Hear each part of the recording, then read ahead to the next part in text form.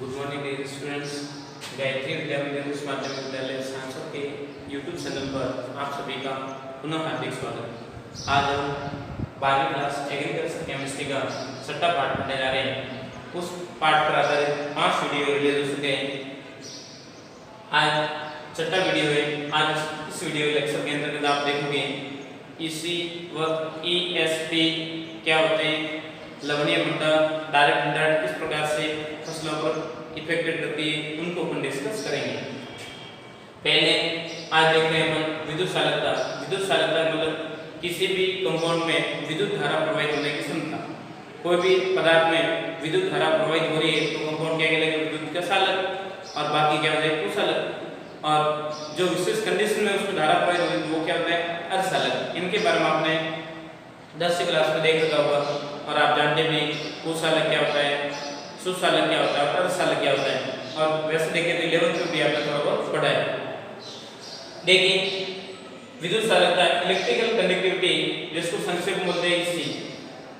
EC के अनुसार ये ज्ञात किया जाता है कि मिट्टी और पानी में घुलनशील लवणों की सांद्रता कितनी है। इससे क्या ज्ञात किया जाता है कि मिट्टी एवं पानी में घुलनशील लवणों की सांद्रता कितनी है, इसको ज्ञात करने में इसका प्रयोग किया जाता है। दिमाग बात रहेगी, इसे कंडक्टिविटी ब्रिज से नापा जाता है। इसे कंडक्टिविटी ब्रिज या सेतु से नापा जाता है। इसकी उपयोगिता के आधार पर भूमि में उपस्थित पदार्थों की मात्रा के अनुरूप कृषि कार्य किया जाता है। दिमाग बात रहेगी, ईसी का मात्रक डेसीसाइमन प्रति मीटर या मिलीमोल प्रति सेंटीमीटर के रूप में होता है। एक साइमन बराबर 1 मोल होता है और 1 मोल में 1000 मिलीमोल होते हैं। एक डेसी में 100 मिलीमोल होते हैं और एक डेसी सेंटीमीटर में 100 मिलीमोल प्रति मीटर होते हैं और एक 100 मिलीमोल प्रति मीटर बराबर हो जाएगा 1 मिलीमोल प्रति सेंटीमीटर के रूप में कन्वर्ट हो जाता है।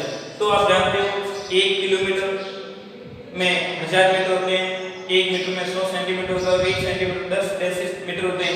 इसी प्रकार से इसको भी क्या किया जाता है, यूनिट डिनोट किया गया है।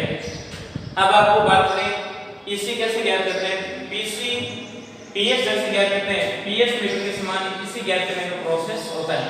एक ऐसा उपकरण होता है जिसपे यहाँ पे नंबरिंग प्लेट लग रखी होती है और यहाँ पे कैलिब्रेशन करने के लिए क्या होते हैं, बटन होते हैं कि कोई भी सोर्स लेके ऑन करो, ऐड करो, पार निकालो, रिड्यूस करो, तो प्रोसेस सेट करने के क्या होते हैं, 4 बटन लगे होते हैं। यहाँ से धारा सप्लाई होती है और फिर बाद में यहाँ पे लग रखे होते हैं इलेक्ट्रोड। इलेक्ट्रोड को सॉल्यूशन में डालने से पहले कैलिब्रेट किया जाता है, पानी से क्या किया जाता है, साफ किया जाता है और फिर बाद में धारा इसमें प्रवाहित करते हैं। तो जितनी धारा होती उतनी आपके उसमें उपस्थित आयनों की संख्या को क्या करेगा, प्लेट दर्शा देगा कितनी डेसी सेंटीमीटर मोल के रूप में है। तो आप इसी ज्ञात करने के लिए किसी भी सॉल्यूशन को ज्ञात करना है तो उसमें थोड़ा सा क्या लगेगा, टाइम लगेगा। आपके एक रीडिंग लेने में 15 से 20 मिनट से ऊपर टाइम लगता है कैलिब्रेटिंग होने में और फिर बाद में रीडिंग क्या होती रहती है, ऊपर नीचे होती रहती है। तो एवरेजेबल देखें तो एक बार किसी सॉल्यूशन की इसी ज्ञात करनी तो उसमें मिनिमम 1 घंटा का टाइम पीरियड में ये काम प्रोसेस संपन्न होता है। तो देखिए विद्युत चालकता को संक्षेप में इसी द्वारा निरूपित किया जाता है। इसी के अनुसार ये ज्ञात किया जाता है कि मिट्टी और पानी में घुलनशील लवणों की सांद्रता कितनी है। ये ज्ञात किया जाता है किसमें, मिट्टी में उपस्थित लवणों की सांद्रता कितनी है, इसी के द्वारा ज्ञात किया जाता है। इसे कंडक्टिविटी ब्रिज से नापा जाता है। इसकी उपयोगिता के आधार पर, इसी की उपयोगिता के आधार पर यह ज्ञात किया जाता है कि मिट्टी में उपस्थित पदार्थ के अनुरूप कृषि कार्य किया जाए या नहीं। तो कृषि कार्य करने के लिए इसकी उपयोगिता जरूरी है। इसी का मात्रक डेसीसाइमन प्रति मीटर होता है या मिली प्रति सेंटीमीटर। सेंटीमीटर में क्या वो मिलीमोल में हो जाएगा और मीटर में क्या तो डेसीसाइमन के रूप में आप वर्ड यूज करोगे। तो ये अपने डिस्कस किसको किया है, विद्युत चालकता। किसको, विद्युत चालकता को भी आपने डिस्कस किया। अगला बिंदु अपना है वो आपके रहेगा, वो है ESP। क्या ESP क्या होता है, तो आप देखोगे विनिमयशील सोडियम प्रतिशतता। उसको अपन आइडेंटिफाई करने जा रहे हैं। इसका आप स्क्रीनशॉट लीजिए, फिर बाद में मैटर को रब कर रहा हूँ। आगे देखिए आप बात कर रहे हैं कि विनिमय सोडियम प्रतिशतता क्या है। विनिमय सोडियम प्रतिशतता क्या है, सेकंड पॉइंट आपको समझाना था कि कल मैं बताया था कि EC और सेकंड ESP, इन दोनों को मैं डिस्कस करके आपको समझाऊंगा। तो EC के बारे में भी पहले 2 मिनट पहले हमने डिस्कस किया। अब पढ़ रहे हैं ESP क्या होता है।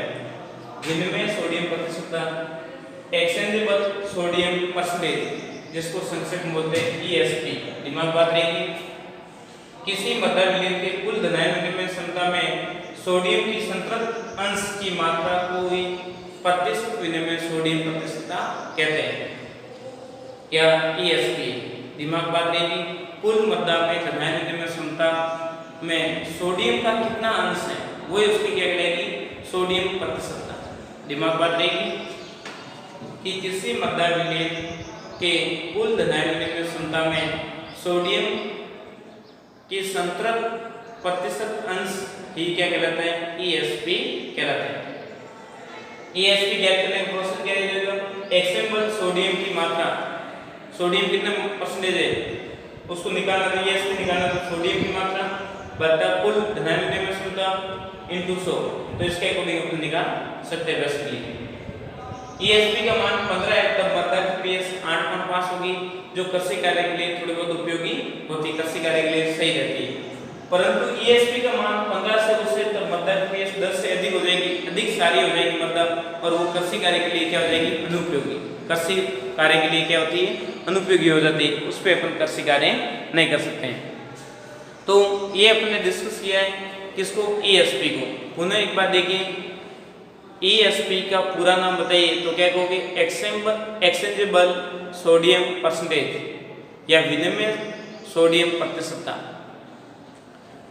परिभाषा आपको पूछे तो क्या कहोगे, किसी मध्य विलयन के कुल धनायन विनिमय क्षमता में सोडियम की संतृप्त अंश की मात्रा को प्रतिशत विनिमय सोडियम कहते हैं, या विनिमय प्रतिशत सोडियम कहते हैं, या कोई भी आप वर्ड यूज कर सकते हो, अर्थात ESP है।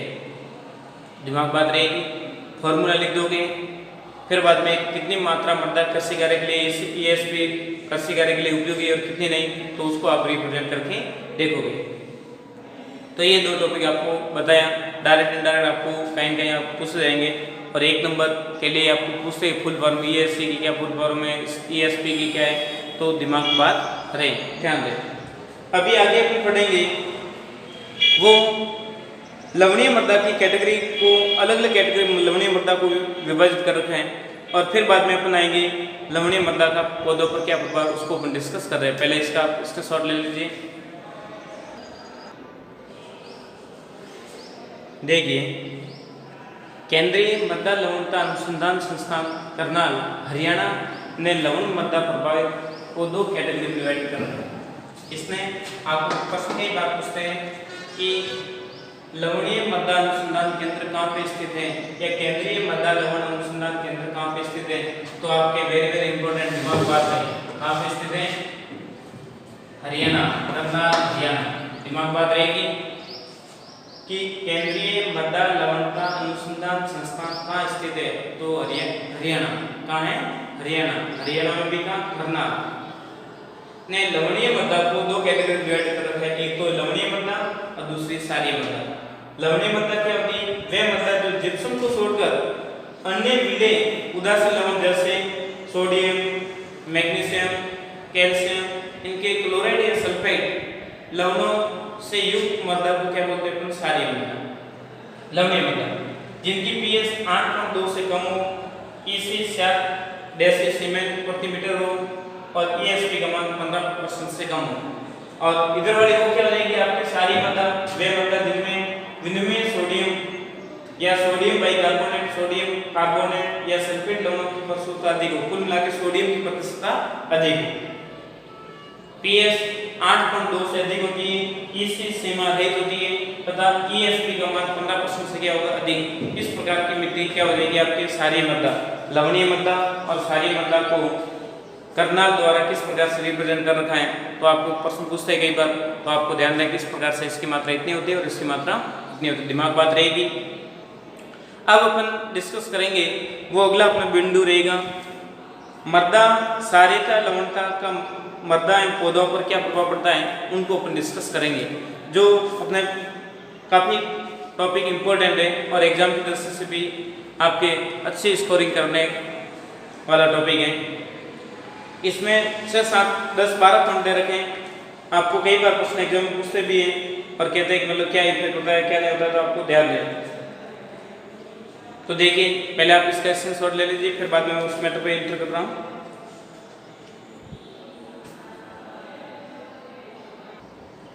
देखिए अपन बात कर रहे हैं कि मृदा क्षारकता एवं लवणता का मृदा एवं पौधों पर क्या प्रभाव पड़ता है। अपन डायरेक्ट इनडायरेक्ट इफेक्ट होता है। हर चीज अतीत क्या होती है, हानिकारक होती है। आप जानते हो अतीत का क्या होता है, क्या होता है, हर चीज अत्यधिक मात्रा बढ़ेगी तो वो क्या करेगी, विपरीत प्रभाव उत्पन्न करती है। आप देखते हो शक्कर खाने पर बहुत मीठी लगती है, बहुत अच्छी होती है, परंतु जब आप आवश्यकता से अधिक मात्रा में शक्कर भी खाओगे तो भी वो आपके लिए क्या हो जाएगी, हानिकारक विष का कार्य करना शुरू कर लेती है, डायबिटीज कर लेती है, दांतों खराब कर लेती है, हड्डियां कमजोर हो जाती है, कई प्रकार की समस्या जनरेट कर लेती है। आप पता है, आप जानते भी हो कि हर चीज जितनी लिमिटेड मात्रा में आवश्यकता होती है उतनी अपन यूज करते हैं तो जो हमारे लिए लाभदायक है, परंतु आवश्यकता से अधिक हर चीज क्या होती है, हानिकारक होती है। तो वैसे वैसे देखते हैं मृदा की पीएच जब तक संतुलित अवस्था में तब तक मृदा क्या लाभदायक है, परंतु हर चीज की मात्रा आवश्यकता से अधिक बढ़ जाती है तब वो डायरेक्ट इनडायरेक्ट क्या करती है, हानिकारक प्रभाव भी उत्पन्न करना शुरू कर लेती है। तो अपन देखते हैं यहाँ पे क्षारकता एवं लवणता का मृदा एवं पौधों पर क्या प्रभाव पड़ता है जब उनकी मात्रा बढ़ जाती है। तब देखते हैं सोडियम आयन की सांद्रता बढ़ती है तब मृदा में आप देखोगे डायरेक्ट इनडायरेक्ट उनकी भौतिक संरचना क्या हो जाएगी, बिगड़ जाएगी। सोडियम की मात्रा बढ़ने से मृदा की भौतिक संरचना क्या हो जाती है, गिरावट आ जाती है, मृदा की मुलायमता दूर हो जाती है, मृदा में कई प्रकार के क्या कहते हैं उसको विकृतियां उत्पन्न होने की संभावना रहती है। तो अपन डायरेक्टली कहते हैं कि सोडियम आयन की सांद्रता बढ़ती है तब मृदा की संरचना खराब हो जाती है। अधिक सोडियम आयन भी काम का नहीं है। थोड़ी सी नमी होने पर मृदा में कीचड़ हो जाता है, क्योंकि मृदा अधिक लवणीय होने के कारण थोड़ी सी आपकी बारिश हुई और वो क्या हो जाएगी, एकदम क्या हो जाएगी, कीचड़ टाइप, गीले टाइप हो जाती है और सूखने पर क्या बनेगी, ढेले बन जाती है। आप जो सिंचाई के लिए क्या हो जाएगी, बादल का काम करते हैं, आपने देखा भी होगा। नमक है, नमक को आप खुला छोड़ने पर थोड़ी सी नमी है हवा में, थोड़ी सी नमी होती है वो क्या कर लेगा, एकदम पिघल जाता है। आप घरों में भी देखते हैं कई बार डब्बा होता है उसमें नमक क्या हो जाता है, पिघल जाता है। क्यों पिघलता है कि वो नमी को क्या करता है, एब्जॉर्ब करता है, एब्जॉर्ब करने की वजह से वो क्या होता है, पिघलता है। और ऐसे जमीन में भी क्या होता है, थोड़ी सी बारिश हुई थी, सारी मतलब जहाँ पे दिखे तो वहाँ पे क्या होता है, कीचड़ टाइप हो जाता है और दलदल भूमि टाइप हो जाती है। भूमि कैसे हो जाती है, दलदल। और मान लो वो सूख भी जाती है और फिर बाद में अपन उसकी सिंचाई के लिए अपन काम लेते हैं, तो सिंचाई करेंगे तो क्या अपने बड़े बड़े ढेले बनते हैं, बड़े बड़े पत्थर टाइप में, ऐसे पत्थर के पत्थर निकलते हैं मृदा में से, जो कृषि कार्य क्या करते हैं, बाधा काम करते हैं।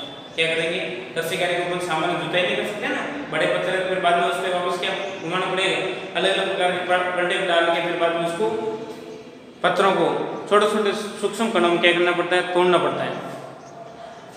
और आप देखते हो वायु संसार में क्या हो जाती है, कमी हो जाती है कि मृदा में ज्यादा क्षारीयता की मात्रा होने पर वो ज्यादा नमी बनी रहेगी और नमी ज्यादा है तो फिर बाद में उसमें जितने भी रंध्र अवकाश होते हैं वो धीरे धीरे क्या होते हैं, कम हो जाते हैं और जिससे वायु संसार क्या होगा, कम। और जल धारण क्षमता क्या होती है, घटती है। जल धारण की क्षमता क्या हो जाएगी, घट जाएगी, क्योंकि वो तो पहले से हवा से पिघल रही, हवा से गीली हो रही है, तो फिर मतलब वो पानी तो डालने पर क्या होगा, पानी को ऑब्जर्व करने की उसकी टेंडेंसी क्या होगी, 0%। पानी को वो कैसे नहीं कर सकती है। पीएच अधिक बढ़ती है तब पोषक तत्व जैसे कई पोषक तत्व, फास्फोरस है, जिंक है, मैग्नीशियम, कॉपर है और आयरन है, इनकी क्या हो जाती है, कमी हो जाती है। ये घुलनशील तत्व क्या होते हैं, डायरेक्ट इनडायरेक्ट क्या हो जाते हैं, कम हो जाते हैं। ये लवणीय मृदा पाए जाते हैं, अम्लीय मृदा पाए जाते हैं और अधिक सारी होने के कारण ये तत्व मृदा में नहीं रह पाते, घुल जाते हैं। देखते भी आप बोरॉन और मोलिब्डेनम तत्वों की मात्रा क्या रहती है, मृदा में बढ़ जाती है। बोरॉन और मोलिब्डेनम तत्व देखोगे तो उनकी मात्रा मात्रा में बढ़ जाती है, जिससे पौधों पर अधिक हर चीज इनकी मात्रा एक चीज की अधिक मात्रा होगी तो पौधों पर क्या करेगा, हानिकारक प्रभाव, विषैला प्रभाव उत्पन्न करते हैं। तो इनका इफेक्ट क्या होता है, अधिक मात्रा होने पर पौधों पर विषैला प्रभाव उत्पन्न होता है। सूक्ष्म जीवों की क्रियाशीलता घटती है, क्यों? क्योंकि उसमें वायु संचार है ही नहीं, हवा का आदान प्रदान नहीं हो रहा, तो मतलब सूक्ष्म जीव क्या वृद्धि करेंगे, नॉट पॉसिबल, सूक्ष्म जीव उनमें नहीं पाए जाएंगे। अर्थात अपन कह सकते हैं सूक्ष्म जीवों की क्रियाशीलता में क्या होती है, कमी। पादप विकास पर विपरीत प्रभाव पड़ता है, पौधे का विकास सही नहीं हो पाता है, क्यों? क्योंकि मतलब उसको जिस तत्व की आवश्यकता है वो तत्व तो मिलता नहीं, और जिस चीज की आवश्यकता नहीं वो अधिक मात्रा मिल रहा है, तो पौधे पर क्या पड़ेगा, विकास होना पॉसिबल नहीं। आपको प्रोटीन की आवश्यकता है और आपको घी पिलाया जा रहा है, घी पिलाया जा रहा है, तो आप कितना घी खा पाओगे क्या, वो क्या आपके सूट हो पाएगा क्या, नॉट पॉसिबल। जो अपन कहते हैं भोजन संतुलित भोजन होना चाहिए, उसके अनुरूप ही वो अपना शरीर भी विकास होता है, वैसे वैसे पौधों में भी संतुलित पोषक तत्व मात्रा मिलते हैं तभी जाके पौधे ग्रोथ होता है। बाकी एक ही तत्वों की मात्रा, एक की क्वांटिटी आप बढ़ा रहे हो और दूसरे तत्वों की मात्रा दे नहीं रहे, तो फिर पौधे का विकास होना पॉसिबल नहीं है। अगला बिंदु दे रखा है, सोडियम की अधिकता से जीवाश्म पदार्थ नष्ट हो जाते हैं। कई प्रकार के जीवाश्म पदार्थ हैं वो जल्दी से नष्ट हो जाते हैं, कई प्रकार के अंदर रहने वाले सूक्ष्म जीव उनकी मात्रा सोडियम की उपस्थिति की वजह से क्या हो जाएंगे, नष्ट हो जाएंगे। आगे देखते हैं, इसके बाद में 2-3 और बिंदु दे रखे हैं, उसको मैं डिस्कस कर रहा हूँ। देखिए, बोरॉन की अधिकता, अधिक अवशोषण से पौधों की स्थिति भी हो जाती है। बोरॉन को अधिक मात्रा में अवशोषण पौधे करेंगे तो पौधे धीरे धीरे क्या हो जाएंगे, अपने आप उनमें विकृतियां उत्पन्न होने से उनकी क्षति होने की संभावना अधिक रहती है। सोडियम की अधिकता से पौधों के उपापचय तथा पोषण पर विपरीत प्रभाव पड़ता है तथा उस पीएच के कारण सूक्ष्म जीवों की क्रियाशीलता क्या जाती है, रुक जाती है। क्या कि हर से अति मात्रा बढ़ेगी तो वो क्या करेगी, डायरेक्ट इनडायरेक्ट इफेक्ट करने का काम करता है। अगला पॉइंट दे रखा है, पौधों की जड़ें और तने को भी क्षति पहुंचने का कार्य करती है। अब ज्यादा पीएच होने पर या ज्यादा क्षारीयता अम्लता होने पर पौधों की विपरीत प्रभाव आपको देखने को मिल रहे हैं। तो ऐसे 10-15 लाइनें आपके लिख रखी, मिनिमम आपको 4-5 लाइन दिमाग में एनी टाइम होने से मतलब क्षारीय मृदा का क्या इफेक्ट होता है तो दिमाग में रहे। कौन कौन से बिंदु दे रखे एक बार मैं आपके सामने रिप्रेजेंट कर रखे, उसको एक बार मैं रीड कर रहा हूँ, फिर बाद में इस मैटर को हटा के अपन लवणीय तथा क्षारीय मृदा की पहचान कैसे करते हैं उसको आइडेंटिफाई करेंगे, और फिर बाद में अंत तक। देखिए, आपके सामने लिख रखा है, सोडियम आयन की सांद्रता बढ़ने से मृदा की संरचना खराब हो जाती है। थोड़ी सी भी नमी होने पर मृदा में कीचड़ उत्पन्न होता है और सूखने पर बड़े ढेले बनने की संभावना रहती है, जो जुताई में क्या होते हैं, बाधक का कार्य करते हैं। क्षारीय मृदा में वायु संचार कम होता है, जल धारण क्षमता में क्या होती है, कमी पाई जाती है। इनकी पीएच बढ़ जाती है, तब पोषक तत्व जैसे zinc, phosphorus, manganese, cobalt, ferrous ऐसे तत्व होते हैं, उनमें क्या हो जाती है, कमी है। मॉलिब्डेनम एवं बोरॉन की अधिक मात्रा बढ़ जाती है, तब पौधों पर क्या करते हैं, विषैला प्रभाव उत्पन्न करना शुरू कर लेते हैं। सूक्ष्म जीवों की क्रियाशीलता कम होती है, पादप विकास पर विपरीत प्रभाव पड़ता है और सोडियम की अधिकता से जीवाश्म पदार्थ नष्ट होने की संभावना बनी रहती है। तो इस प्रकार से आपने डिस्कस किया कि लवणीय मृदा या क्षारीय मृदा पौधे मृदा को किस प्रकार से इफेक्टेड करते हैं, उसको आपने डिस्कस किया। इसका आप स्क्रीनशॉट ले लीजिए, फिर मैटर को मैं आगे बढ़ा रहा हूँ। देखिए, लवणीय प्रभावित मृदा की पहचान क्या है और क्षारीय प्रभावित मृदा की क्या पहचान है, कैसे अपन पहचान करते हैं, उनको पहचान करने का तरीका अपन डिस्कस करने जा रहे हैं। और फिर बाद में देखेंगे लवणीय क्षारीय मृदा में अंतर क्या, उसको आइडेंटिफाई करेंगे। आपने स्क्रीनशॉट ले लिया होगा। देखिए, मैटर को हटा रहा हूँ मैं। देखिए, बेसिकली अपन लवणीय क्षारीय मृदा की पहचान करनी है। देख के अपन कैसे आइडेंटिफाई कर सकते हैं कि लवणीय मृदा हो सकती है और वो क्षारीय मृदा हो सकती है। एक तो अपन कलर देखते हैं, मिट्टी का मान लो कलर देखने पर मान लो सफेद या राजसी या भूरे रंग की गर्मियों में दिखाई देती है, तो अपन आइडेंटिफाई कर पाते हैं मतलब लवणीय मृदा होने की संभावना रहती है। मान लो आप गर्मी ऋतु देखते हो, सफेद रंग की या भूरा या रात टाइप की मृदा दिखाई देती है, तो वो क्या होगी, लवणीय मृदा होने की संभावना होती है। विलेयता जल में घुलने से, जल में क्या हो जाएगी, घुलने की संभावना अधिक। पौधों को देखें तो मान लो वर्षा ऋतु में या अभी देखें तो अपन मान लो पता लगता है कि मान लो लवणीय मृदा है या नहीं, तो देखने में पौधों पर क्या इफेक्ट पड़ेगा, पौधों की पत्तियों का रंग नीला होगा, एकदम नीले टाइप की पत्तियां दिखाई देगी। वह किनारे क्या होंगे, झुलसे हुए किनारे, एकदम मुड़े हुए मुरझे हुए किनारे होंगे। और क्लोरोसिस उत्तक इसमें क्या होता है, ह्रास हो जाता है और सूखापन एहसास होता है। पौधों को देखकर अपन बता सकते हैं कि यहाँ की मृदा कैसी है, लवणीय है। कैसे कि पत्तियों का रंग नीला होगा, किनारे झुलसे हुए होंगे और क्लोरोसिस उत्तक के हानि होने से उनमें सूखापन उत्पन्न होता है और ऐसे सूखी टाइप लगती है। मिट्टी में नमी होते हुए भी जल की कमी का एहसास रहता है कि देखते हैं आप मिट्टी में पानी की पर्याप्त मात्रा में नमी होते हुए भी वहाँ पे क्या देखने को मिलेगी, जल की कमी आपको एहसास होगा कि इसमें पानी की कमी की वजह से पौधों में ऐसा होता है। बार बार क्या डालते हैं, पानी डालते हैं, तो पानी का कोई इफेक्ट नहीं होता है। किसकी वजह से हो रहा है, लवणीय मृदा की वजह से ऐसा हो रहा है। पौधों का विकास सही पूर्ण रूप से नहीं हो पाता है। जबकि क्षारीय मृदा देखोगे रंग में आपको कोई आइडेंटिफाई नहीं कर पाओगे। इन दोनों को रंग देखोगे तो दोनों का सेम सेम रंग से अपन देख के पता नहीं लगा सकते हैं। क्षारीय मृदा की पहचान करना बेसिकली संभव नहीं है देख के, परंतु अपन वसा ऋतु देखते हैं जिसमें पानी लंबे समय तक पड़ा रहता है, उसके आधार पर अपन बता सकते हैं कि मृदा क्या है, क्षारीय मृदा कैसी है, क्षारीय प्रवृत्ति के होने की संभावना रहती है। तथा इसमें कार्बनिक पदार्थ होते हैं वो जल में विलय होते हैं और वो विलय होने के कारण मृदा की ऊपरी परत पर क्या दिखाई देंगे, काले रंग की परत बन जाती है। पत्तियां हरे रंग की होती जबकि उसमें कैसी थी, नीले रंग की। और पौधे का विकास इसमें भी नहीं होता और उसमें भी पौधे का विकास पूर्ण रूप से विकसित नहीं हो पाता है। तो ये देखते हैं आप किसकी, लवणीय मृदा एवं क्षारीय मृदा की किस प्रकार से पहचान की जा सकती है, उसको आपने डिस्कस किया। तब आपको समझ में आता है कि लवणीय मृदा और क्षारीय मृदा किस प्रकार से भिन्न भिन्न होती है। अब अपन देखेंगे लवणीय मृदा एवं क्षारीय मृदा में अंतर क्या है। तो पहले अपन देख के पता लगे हैं, अब अपन प्रैक्टिकल रूप से अपन आइडेंटिफाई करते हैं कि इनमें क्या क्या अंतर पाया जाता है, किस प्रकार से अंतर होता है और कैसे इनको पहचान किया जाता है। तो उसको अपन प्रैक्टिकल रूप से अंतर इसमें आइडेंटिफाई करेंगे। तो 6-7 पॉइंट आपको फाइंड आउट कर रखे हैं, उसको अपन मैं रिप्रेजेंट करूंगा। तो उससे पहले इसका आप एक बार इसका शॉट ले लीजिए, फिर बाद में मैटर को मैं आगे बढ़ा रहा हूँ। आज अपना ये लास्ट बिंदु रहेगा कि लवणीय एवं क्षारीय मृदा में क्या अंतर है, उसको अपन डिस्कस करेंगे। और इसके बाद में अगला वीडियो रिलीज होगा, वो आपके होगा लवणीय एवं क्षारीय मृदा में सुधार करने की क्या क्या तकनीकें अपनाई जाएं, उसको अपन अगले वीडियो में कल वाला डिस्कस करेंगे। आज अपन डिस्कस कर रहे हैं लवणीय एवं क्षारीय मृदा में अंतर क्या है, उसको अपन देखिए। स्क्रीनशॉट हो गया होगा, देखिए अपन डिस्कस कर रहे हैं वो लवणीय एवं क्षारीय मृदा में क्या अंतर है, उसको अपन पढ़ने जा रहे हैं। तो आप देखोगे लवणीय मृदा एवं क्षारीय मृदा में क्या अंतर होता है।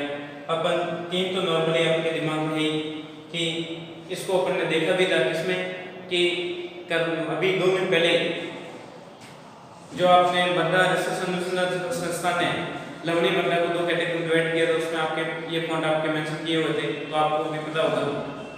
तो देखिए लवणीय मृदा की इसी होती है वो 4 डेसी सेंटीमीटर डेसी सीमेंट प्रति मीटर होती है। 4 डेसी सीमेंट प्रति मीटर इनवर्स से क्या होती है, कम, सॉरी अधिक, और उसकी क्या होती है, कम। ईएसपी की बात करें 15% से कम, उसके अधिक, और पीएस 8.5 से कम और उसके 8.5 से अधिक। हानिकारक पीले लवण 0.2% से कम होते हैं, जबकि इसमें क्या होते हैं, अधिक होते हैं। यांत्रिक विधि द्वारा इस मृदा को सुधारीकरण किया जा सकता है, परंतु उसके लिए रासायनिक विधि अपनाई जाएगी। इसमें क्लोराइड तथा सल्फाइड की प्रधानता होती है, जबकि उसमें सोडियम कार्बोनेट की प्रधानता होती है। ये पौधों पर विपरीत प्रभाव डालती है, जो मृदा में विलयन पीएस की प्राशन दाब की वजह से, जबकि वो क्षारकता की वजह से पौधों पर विपरीत प्रभाव उत्पन्न करने का कार्य करती है। तो आप देखते हैं कि लवणीय एवं क्षारीय मृदा डायरेक्ट इनडायरेक्ट पौधों की वृद्धि को क्या करती है, इफेक्ट करने का कार्य करती है। एक तो करती है वो लवणीय प्राशन की वजह, प्राशन दाब उच्च होने की वजह से, और दूसरी करती है क्षारकता वाली क्षारकता मृदा के अधिक होने की वजह से पादप वृद्धि क्या हो जाती है, रुक जाती है। तो इसकी वजह से उन पे इफेक्ट देखने को मिलता है। अब अगला अपना वीडियो लेक्चर होगा, उसमें अपन पढ़ेंगे लवणीय एवं मृदा, लवणीय एवं क्षारीय मृदा को सुधारीकरण करने के लिए यांत्रिक विधियों के अंतर्गत भौतिक विधि, रासायनिक विधि एवं जैव विधि कौन कौन से अपनाते हैं, जिसकी वजह से उनको क्या किया जाए, अपन सुधारीकरण कर सकते हैं। और मृदा की प्रॉपर्टी कैसे योग्य बनाई जा सके, उसमें कई प्रकार के सुधारीकरण की प्रोसेस आप देखोगे। अभी एक बार पुनः मैं आपको बता रहा हूँ लवणीय मृदा एवं क्षारीय मृदा में अंतर क्या है, और फिर बाद में अगला वीडियो आएगा, उसको व्यास देखने का प्रयास आप समझना, ताकि उसमें से आपके 1% क्वेश्चन ज़्यादा देखें। लवणीय मृदा की EC, ESP और PS, ये तो आपके एनी टाइम दिमाग में होना चाहिए, किसकी इतनी होती है, इसकी इतनी होती है। हानिकारक मिले लवण इतने % से कम, और यांत्रिक विधि व्यवहार सुधार, और इसमें इनकी वजह से सार लवणता उत्पन्न होती है, और इसमें इसकी वजह से सारकता उत्पन्न होती है। बेसिकली ये क्रम आप दिमाग में रखना। देखिए लवणीय मृदा में EC का मान बताया जा रहा है 7 सेंटीमीटर इनवर्स से अधिक, उसमें कम होता है। ESP का मान 15% से कम, इसमें अधिक। PS 8.5 से कम, इसमें अधिक। हानिकारक मिले लवणों की मात्रा 0.2% से कम होती है, जबकि इसमें अधिक होती है। यांत्रिक विधि द्वारा इसका सुधारीकरण किया जा सकता है, जबकि सारी मृदा को रासायनिक विधि द्वारा सुधारीकरण किया जाएगा। इसमें क्लोराइड एवं सल्फेट की प्रधानता होती है, जबकि इसमें सोडियम कार्बोनेट की प्रधानता की वजह से मृदा क्षारीयता होती है। जो लवणीय मृदा होती है पौधों पर विपरीत प्रभाव उत्पन्न करती है। उसका कारण है कि मृदा को जब मृदा विलयन बनता है, उसका प्रासंगिकता बूझ होने की वजह से पौधों पर विपरीत प्रभाव पड़ता है, जबकि क्षारीयता मृदा में क्षारकता अधिक होने पर पौधों पर विपरीत प्रभाव उत्पन्न होता है। इस प्रकार से अपन डिस्कस किए, तब आपको समझ में आया होगा कि ये लवणीय क्षारीय मृदा क्या होती है, किस प्रकार से। तो आज आपने 4-5 बिंदु पर डिस्कस किया है। एक तो EC, ESP, उसके बाद में मृदा का वर्गीकरण, फिर क्षारीय मृदा को पौधों पर क्या इफेक्ट पड़ता है, और लास्ट में देखा मृदा क्षारीय एवं लवणीय मृदा की पहचान क्या है, और अभी आप लास्ट में ये टॉपिक देखा है कि इसमें अंतर क्या होता है, क्षारीय एवं लवणीय मृदा में अंतर क्या है। इस प्रकार से आपने विजुअलाइज करके आज का वीडियो लेक्चर देखा। फिर अपने नोट्स बनाते रहिए, और पिछले 5 पार्टों का वीडियो रिलीज हुए उसको व्यवस्थित समझिए, घर बैठ के पढ़ते रहिए, अपना काम करिए। और उन्हीं 5 पार्टों को मैंने आपको PDF भी सेंड कर रखा है, आप देखते रहिए, और जो भी प्रॉब्लम या डाउट हो डायरेक्ट उसके उस समस्या का समाधान करें, और घर पे रहे, सुरक्षित रहे, और अपना ध्यान रखें, और पढ़ाई करते हुए रखें। यदि अभी तक गायत्री विद्यामंदिर यूट्यूब चैनल को सब्सक्राइब नहीं किया है तो सब्सक्राइब करके लाइक करें, शेयर करें, ताकि बाकी बच्चों को भी डायरेक्ट इनडायरेक्ट बेनिफिट हो सके। थैंक यू, धन्यवाद।